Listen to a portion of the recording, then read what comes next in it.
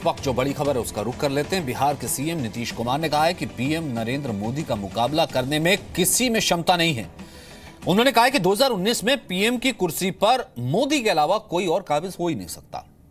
महागठबंधन टूटने के बाद नीतीश कुमार पहली बार मीडिया को संबोधित कर रहे थे। उन्होंने कहा कि महागठबंधन सरकार चलाने की पूरी कोशिश की लेकिन नहीं चल पाई। नीतीश ने कहा कि उनके पास गठबंधन तोड़ने के अलावा कोई दूसरा विकल्प बचा ही नहीं था। बिहार के सीएम ने सवाल किया कि सेक्युलरिज्म की चादर ओढ़कर लोग संपत्ति अर्जित कर रहे हैं, कि यही मतलब है सेक्युलरिज्म का।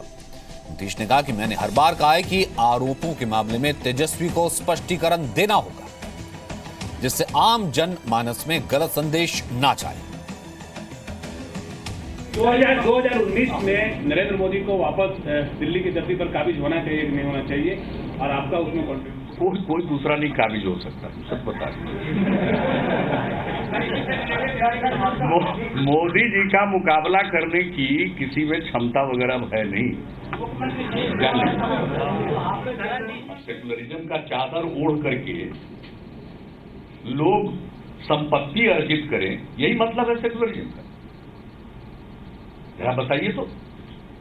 और मेरे ऊपर तो आज नहीं, कुछ पिछले कई महीनों से आक्षेप लग रहे हैं। सर्जिकल स्ट्राइक हो, नोटबंदी हो, तो तरह तरह की बात कही गई।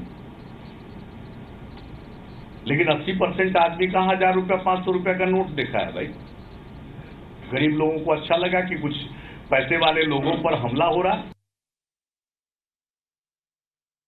जो भ्रष्टाचार के मामले सामने आए और उसको लेकर बिहार के जन जन में ये बात आई, मीडिया के माध्यम से इसको इतनी प्रमुखता मिली और बिहार के बाहर भी इसकी पूरी चर्चा होने लगी।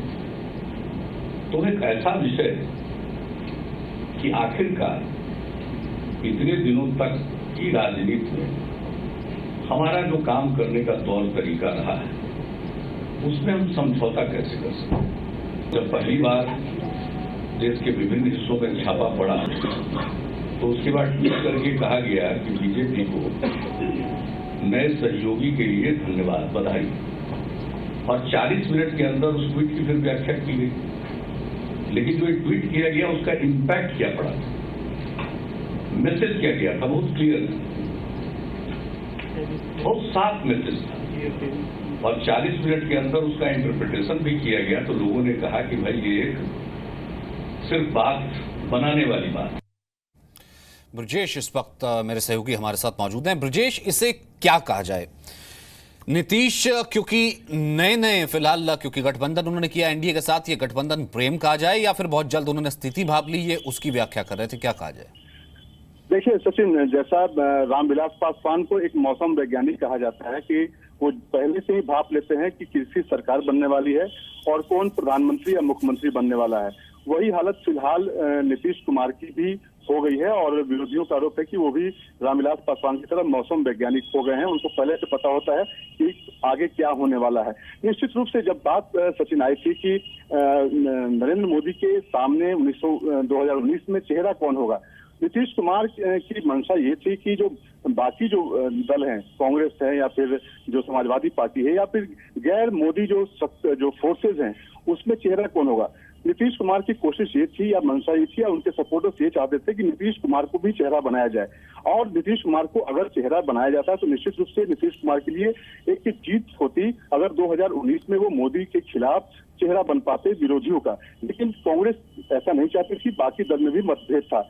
उन्होंने सबसे अच्छा तरीका यही अपनाया कि उससे पहले एनडीए में बीजेपी के साथ मिल लिया जाए और 2019 में जो चुनाव है और पहली बार सचिन ये मौका होगा बिहार के लिए खासकर कि राज्य में जिस पार्टी की सरकार है, केंद्र में भी उसी की सरकार है। बिहार के साथ कांग्रेस के जमाने को छोड़ दिया जाए तो बीच में कांग्रेस के बाद ये पहला मौका है लगभग। ब्रजेश, यानी कि अब अगर इसको नटशेल में देखा जाए, कहीं ना कहीं आपने जिस जुमले से शुरू किया था कि मौसम वैज्ञानिक क्योंकि रामविलास पासवान को कहा जाता है, कुछ वैसी स्थिति नीतीश कुमार की होगी, वो भाप गए और अगर उनको चेहरा बनाने की कोशिश की जा रही थी तो वो ये पहचान गए कि कहीं वो बलि का बकरा न बन जाए।